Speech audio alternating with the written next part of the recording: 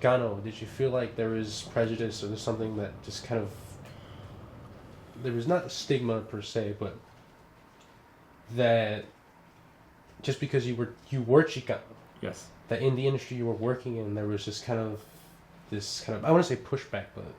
Well, yeah, I definitely feel it. I still feel it.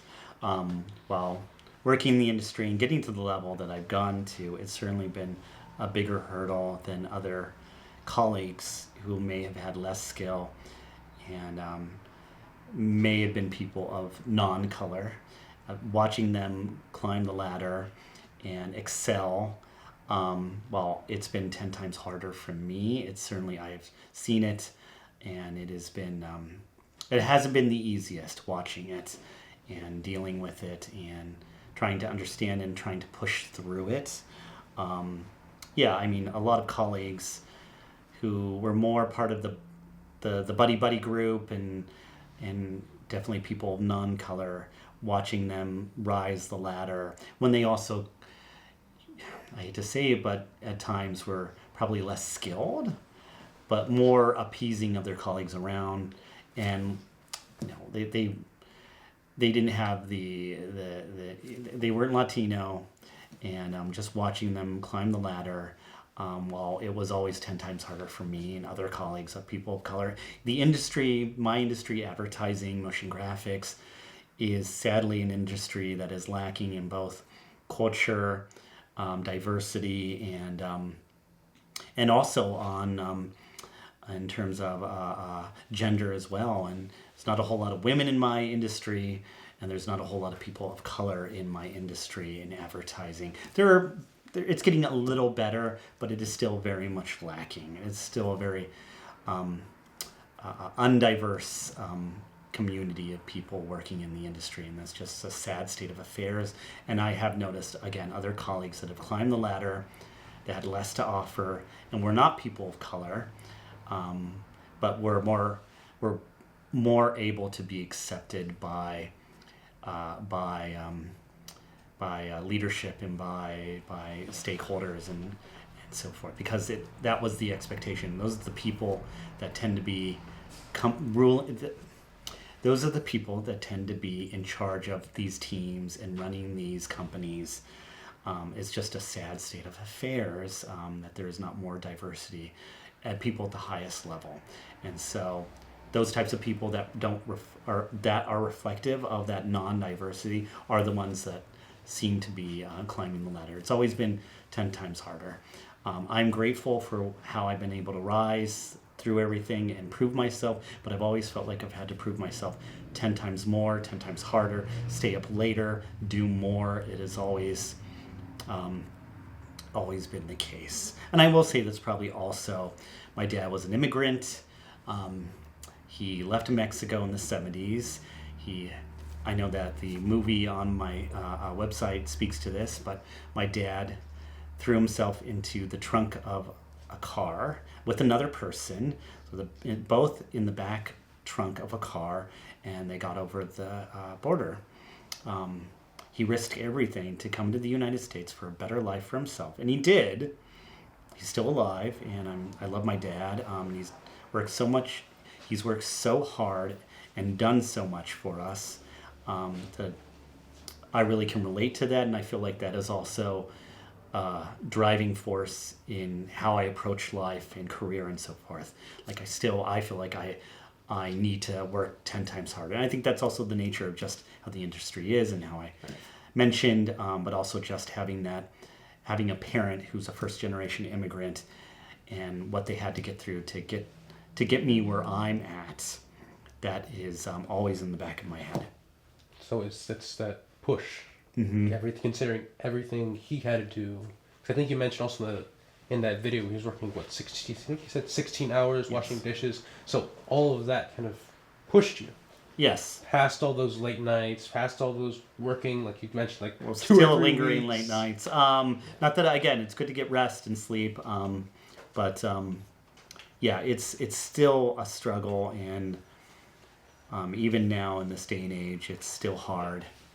But I continue to push, and yeah, it still continues to push me, and it still But subconsciously, it's always there. Like, I'm gonna have to work 10 times harder, and I just have to because of what my dad had to do to get to where he was in life, and seeing that and seeing how that inspired and ingrained in myself. I feel like a lot of Chicano parents tend to do that. They seem to like want us, like their children to like become like be a better generation than the last. Yeah. I mean, in our family, they keep on pushing us, and I honestly think that's an amazing thing to do, and we should continue to do that. With that said, actually, I want to kind of piggyback on both of the things you both said.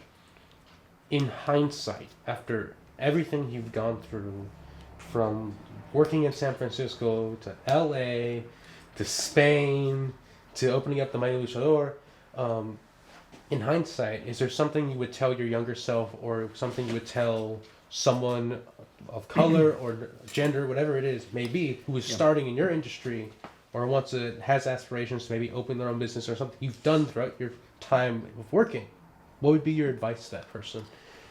What would be my advice? I'm getting a little emotional because I'm just thinking of the younger version of myself, and what would I tell myself is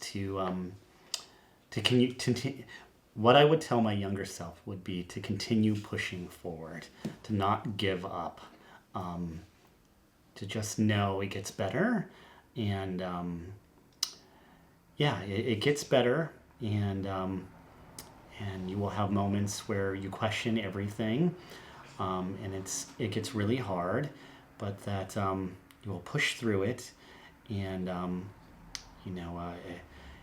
it just will make your life so much more fulfilled, and so much more worthwhile. But just to push through it and survive. But if you can survive and excel at the same time, if you can survive and excel at the same time, and really show your worth and do some amazing work and if you can do some amazing, beautiful work that can inspire people, tell a story, and really motivate people, and to show that, hey, we can make it through, we can prosper, and really inspire people around us. It's so much more worthwhile, and just think of that, and think of the people around you that you're motivating, you're moving, that are listening, that are watching, that are reading your story, and maybe it's someone who's down on their luck, someone of color, someone who has had it rough, and just struggling to find some hope that maybe that maybe they can make it, and they can do amazing, and they will prosper, and they will serve as an example to everybody that we can push through the system and really make change, and inspire other people around us, and possibly help other people, and again, if someone is down on their luck or whatever, and someone of color, really show to them that there's a lot of potential and a life out there for fulfillment and joy and creativity and art, and anyways, I know that's sounding a little cyclical and a long way of trying to get to one point, but no worries at all. I don't know if you had a question or if you wanted to ask. I think that's it. I mean, before we put anything away, I was wondering, is there any last thing you would like to mention beyond what we asked, or is there any little thing that you might want to clarify on, or if you want to... Oh yeah, sure. I did mention that when I worked for Shakira, again, I had started Mighty Luchador prior to that. Shakira was 2018, and I started Mighty Luchador in 2015, so I'd been doing t-shirts, because I didn't have a whole lot of money, so I was like, I'm going to start low and slow, and I focused on doing t-shirts and drawings and renderings of my characters, and the design was evolving with them, with the intent was like, one day I'm going to have enough money to do them. Eventually I produced my first three figures, which was El Mighty, Sinestro, and La Sombra, which is the glow-in-the-dark guy. But I was like, okay, I'm missing the fourth guy, missing Señor Fuego, I got to do him. And I was thinking, like, I waited, and I was thinking, like, how do I evolve him and change him because like his design was changing in my head. It was like I didn't want to do him like the other characters. They're what you call a single colorway with just the same body switched out. I was like, I got to do something special with him. So I worked with an artist, and we started carving out the details and so forth. And I was like, oh, I want him with a jacket. And I was like, oh, what if it's a Thriller jacket? I was like, he's red already. It's going to go great, and talks to my 80s roots. So I had all these plans, went to work for Shakira in Barcelona, and did all that hell of a lot of work. But we can thank Shakira for paying for Senor Fuego. The money I made there paid for Senor Fuego. I have to ask you that, since you did mention Michael Jackson a lot. What do you have a favorite Michael Jackson song? What do I? Favorite Michael Jackson song? Oh, well, what else? Thriller. And it's perfect. Of course, Thriller. And it's the perfect time of the year for it. It's Halloween. It's like a Halloween music video. It's like the iconic Halloween music video. Yes, of course it's Thriller. But I love all Michael Jackson. Like, he was pretty iconic, and he was definitely a big part of the 80s and that scene and in my childhood. Yeah. I know he doesn't listen to that music, but I'm mostly like 80s and 90s too. Yeah. So. Awesome. And I mean, also thinking about like how prolific Michael Jackson was. Yes, he was a very, he's a very controversial figure. Yes. But I loved his collaborations, Disney and Captain EO. That was great. I remember going to Disneyland and seeing him in the Captain EO show, which was also pretty awesome. And that was done by George Lucas and Francis Ford Coppola. George Lucas and Francis Ford Coppola, two amazing directors. And we know George Lucas did Star Wars. So, yeah. With that said, any questions? Wrap it up. Yeah. I mean, unless there's something you both want to ask, I can ask for you. Well, no, I think we got a lot of great footage. We got good. Okay. Yeah. Well, this has been fun. I know I've been talking my mouth. That is Where's perfect. my water? That is perfect. I know there's some tangents there, and that last piece, the piece about, what would I say to my younger self or say to another. Was it? It's like I want to give a sincere answer for that, and something genuine in my head, like what would I say? But it is the most hardest question always. Okay. I mean, thank you for that. I'm actually I'm co-editing this with one of my friends who actually wants to become a producer, so I think that advice will actually probably help him. So. Well, I hope so. However I can help to. It's a hard industry. Yeah. Just in general, life is hard. Being someone of color is hard. It's a hard industry and hard life altogether, but you're just sticking with it because the rewards can be really great, and you also inspire other people around you, and you're pushing through a system that is still to this day very undiverse. Historically, yes. Historically, and still, I mean, you look at Mad Men, you look at TV, just look at TV in general. How many Latinos are there on TV? And in movies? I know we had the Blue Beetle movie, but that's just a rarity. I think the problem with it is that, I feel like a lot of companies are trying to push for like more diverse films and stuff. But I feel like when they start making those films, the writing isn't there, and it ends up like some films end up being a flop or something else. Right. Doesn't I heard really Blue Beetle was really good. I heard Blue Beetle was. I haven't very seen good it, too. but I know it did flop, and that kind of breaks my heart. But yeah, I mean, it's very few films.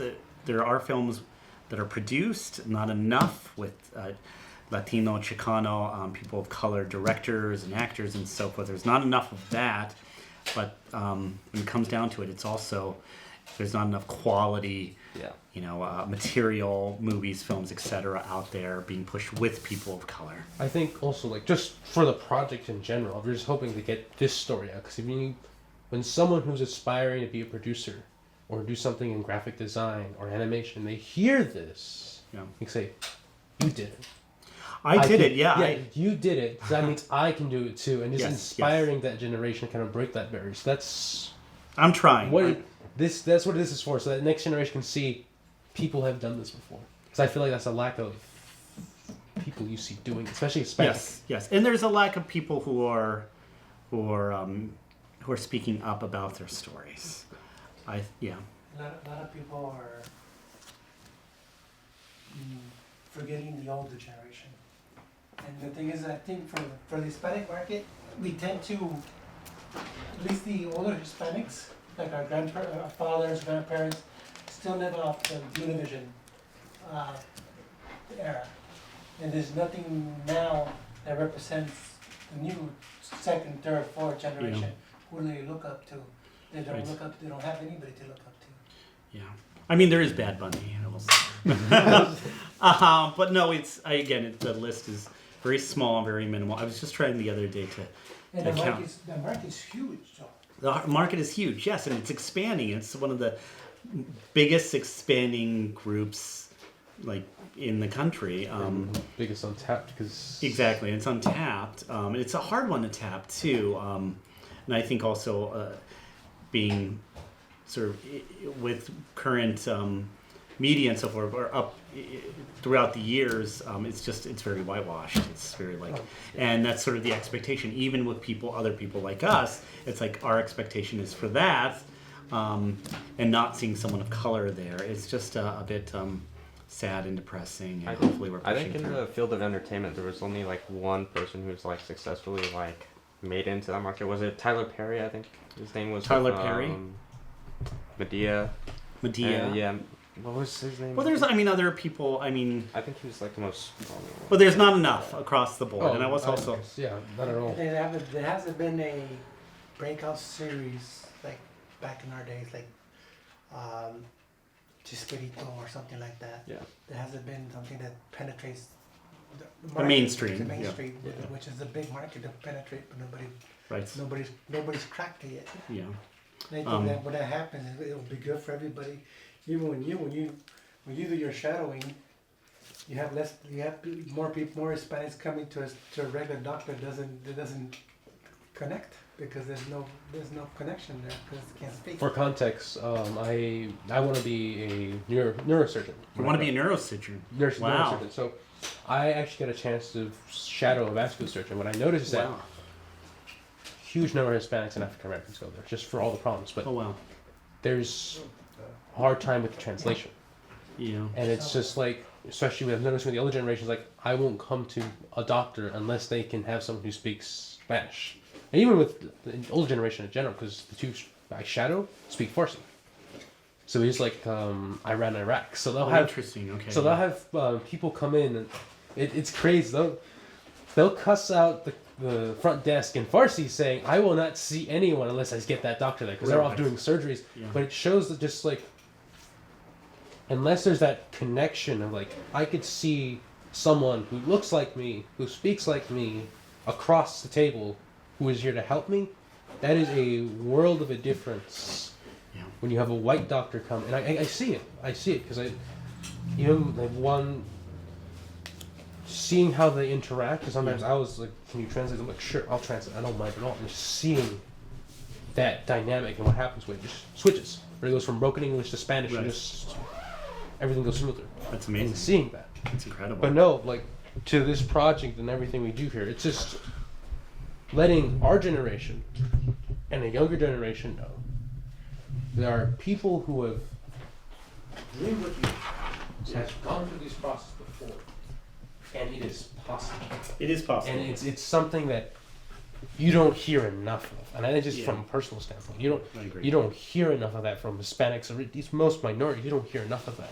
So that's the point of the 3 cameras, the lights, the setup, everything is to say, and for have these generations from our generation to the next to the ones, they could look at this and say, here is someone who did this, who went through all of this that you're dreaming, and it is possible. It is possible. And there's someone who is Chicano, Latino, whatever, Latinx, whatever they choose to identify. Yeah. There's someone who is brown, who has done it. It's something that this is possible. That's something that this is all for. And yes, the more we can preach it and get our stories out and inspire and show other people that you can make it, I'm all for it. And that's been partly like the underlying thread with a lot of this has been just to tell my story and how, like, there's a lot of my childhood obviously that's influencing the characters and Almighty's or Senior Fuego's jacket. That's the 80s in me. If you look at the characters, they're all. I'm looking down. They're looking at me, and I'm looking at them. They're all amazing, by the way. Thank you. They're all aspects of me. They're all different aspects of my personality and my background and my 80s childhood and so forth. So there's a lot of me, and it's all me. This shop is you. This shop is me. Yes, this shop is me. But what was I going to say? I was going to say also, I was just going to end that the Mighty Luchador also, when I was starring and really had no characters behind it, was really just an idea. It was just like the Mighty Luchador. It's a great name. I got to do something with that. It was like, okay, well, that's kind of like, it's a way of thinking, and it's a way of empowerment for each of us. We're all people of color, Latinos, etc. That it's empowerment, it's pushing through, it's how to be an everyday fighter, an everyday luchador, fighting through a system that is trying to pound us down and trying to put us 2 steps behind. Like, how can we power through and fight our way through? Always a fighter. Mentality. Exactly. All right. Well, with that said, thank you so much for everything. You're welcome. My pleasure.